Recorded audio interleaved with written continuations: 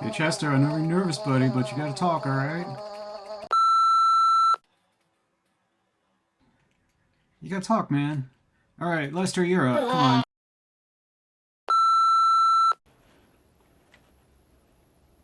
on. Lester.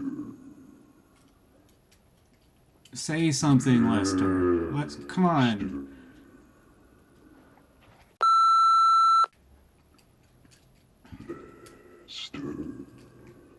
You guys, you gotta say something. You can't just. You can't just say you're. That's it. I'm just gonna do it myself. This was a bad idea. Lester.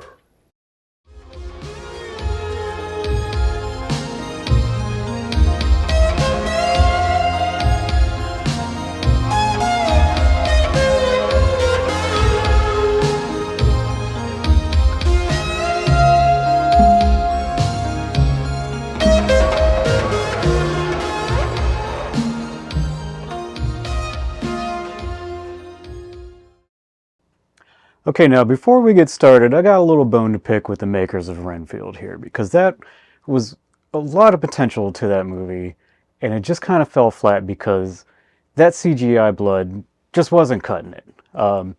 Every time there was an action scene going on, all I could see was blood not landing on walls, not landing on characters. It really detracted from the whole movie. And if those actors had been just like drenched in stage blood, just had it streaming off their fingertips or something, I would watch this movie 100 times. Every October, I would be like, oh man, I can't wait to watch Renfield. Exactly like I'm going to do with The Evil Dead Rise, because they did it well. So, I mean, it was a fun movie, just it kind of fell flat because of that one aspect of it. It really took a lot away from it. I'm Matt Eddy, you're watching $2 Horror, and today I'm going to plead the filth for Fright Night Part 2.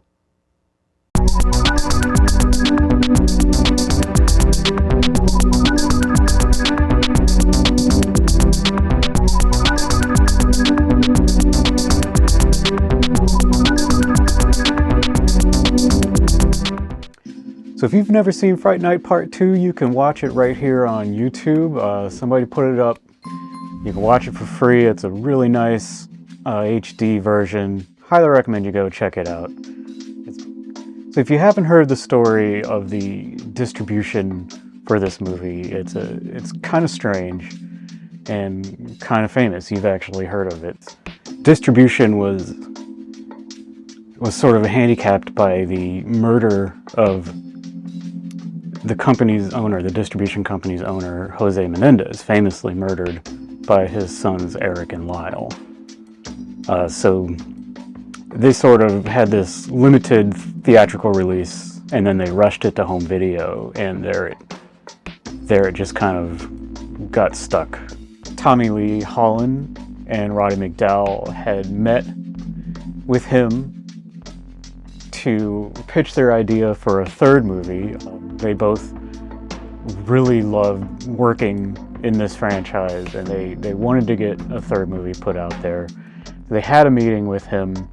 Apparently he wasn't a very likable person, but that very night was the night that he was murdered.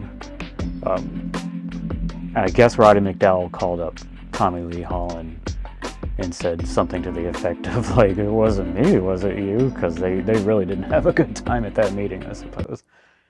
Fright Night Part 2 tries to hit all of the beats that the original movie did, but with almost none of the charm. William Ragsdale and Roddy McDowall both reprised their roles as Charlie Brewster and Peter Vincent, respectively. Noticeably absent is Amanda Beers as Amy from the first movie. No doubt she was off being super successful with her new sitcom. Replacing her, we have Tracy Lind as the new love interest, Alex. She's a little more assertive, a little more tough.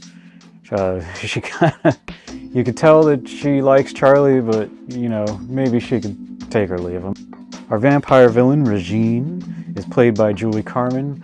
I listen to a lot of podcasts in preparation for this episode. Just kind of wanted to see what other people were saying about this movie, whether they liked it or not. One podcast in particular I listened to had some disparaging remarks for Julie Carmen's attractiveness as Regine, and my dudes.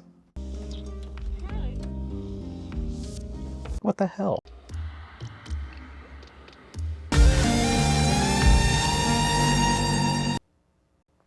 Backing her up in her undead entourage, we have John Grease, otherwise known as Uncle Rico.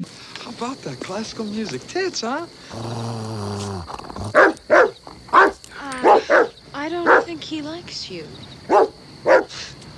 That's cool. I don't like him either.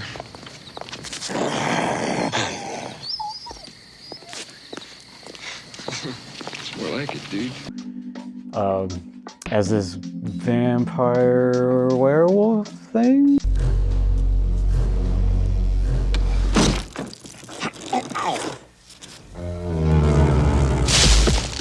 It's a little confusing of what he's supposed to be, but it's an 80s horror movie, you know, you just gotta roll with it. Also, we have Russell Clark, very androgynous character, and one of the few sort of scary characters. It's a horror comedy. It's not meant to be especially scary, and it's definitely not, but the visage of Russell's character, Belle, roller skating at you in slow motion with all this fog like I've got behind me right now is really cool, and is kind of creepy, actually. We also have Brian Thompson. He's sort of like the Renfield character, or the Billy Cole character from Part 1. He always is eating bugs. He finds bugs to eat, and before he does it, he names their proper scientific Latin name.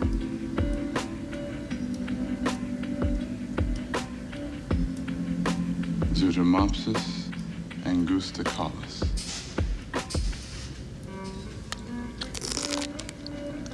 There's a little gimmick that Brian Thompson himself came up with, and they added it into the movie. It adds a lot to his otherwise flat character, I think. So this movie opens, it's got a little bit of a role reversal. Charlie Brewster no longer believes in vampires. His therapist has convinced him that vampires are not real. Jerry Dandridge was a serial killer, and who had abducted Amy, and him and Peter Vincent went and saved her, and they were both under this mass hypnosis thing. Peter Vincent, of course, still believes in vampires. He's always going on about the experience that him and Charlie had, and Charlie kind of ignores him. He's kind of cut him out of his life a little bit. This role reversal doesn't last very long. The first hint of vampirism, and Charlie's right back on board. And do you mind if I borrow these? Regine, the villain, is Jerry Dandridge's sister.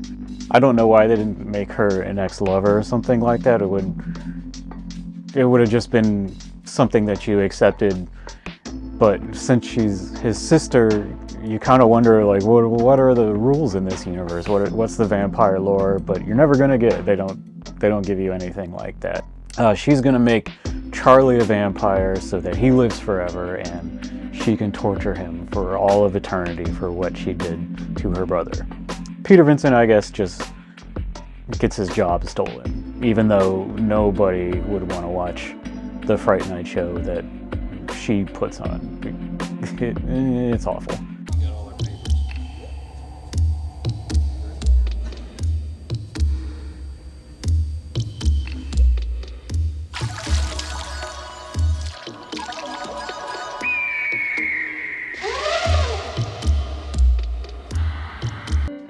There's a little bit of an 80s trope in this movie with dudes who are being turned into a vampire but aren't quite a vampire, develop like an edgy attitude and wear sunglasses, I guess. And, yeah, it's a lot funnier in one spit, and it's a lot more effective in The Lost Boys. But in this movie, it's William Ragsdale. He doesn't really kind of sell edgy very well.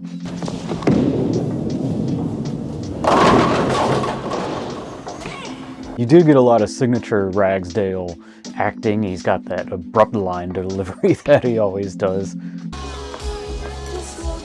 Oh my God, Alex! The ghouls go bowling. This was a fun scene. It's set to Wilson Pickett's In the Midnight Hour.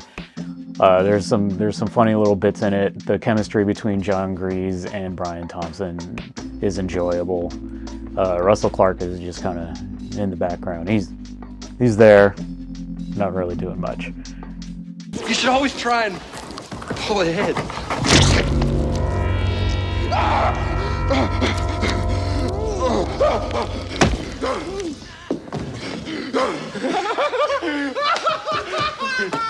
Well, hey, this is a joke. It's just an attack. The third act of this movie is really kind of disappointing. Peter and Charlie and Alex gone to the final showdown, and it feels like this big cat and mouse game is going to happen like it did in the first movie, but really they dispatch John Grease and Russell Clark and Brian Thompson very quickly.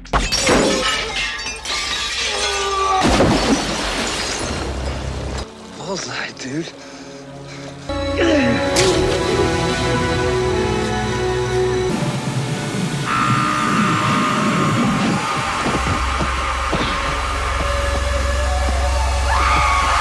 Easily and uninterestingly, sadly enough. Regine, likewise, kind of suffers a very quick fate. Nobody really felt threatened at the end of the movie. Like it wasn't very tense or suspenseful. I did like that they put communion wafers in her coffin so that she couldn't return to it, even though when the sunlight was hitting her, she got desperate and did return to it, and she just exploded. I would say watch this movie if you enjoyed the first one and you haven't seen it. It's nice to get a little more from these characters, kind of hang out in that universe a little bit more. If you haven't seen the first movie, go watch it, and come back and watch this maybe. Otherwise, I probably wouldn't bother with this. This movie doesn't work as a standalone at all. But I do enjoy this movie. The original Fright Night is my favorite 80s horror movie. I've heard a lot of people say that, even though there are almost objectively better 80s horror movies like The Thing or Return of the Living Dead or something. But I just love the original Fright Night. It's got so much charm and pluck to it. I watch it all the time. Everybody's fantastic in it. So every now and then I like to watch Fright Night Part 2 and just kind of hang out with those familiar characters again, have a little bit of a change of scenery and stuff. It's worth watching for sure. I'm Matt Eddy. Remember, don't let anybody give you shit for watching movies all the time because their world sucks. We'll see you next time. Bye.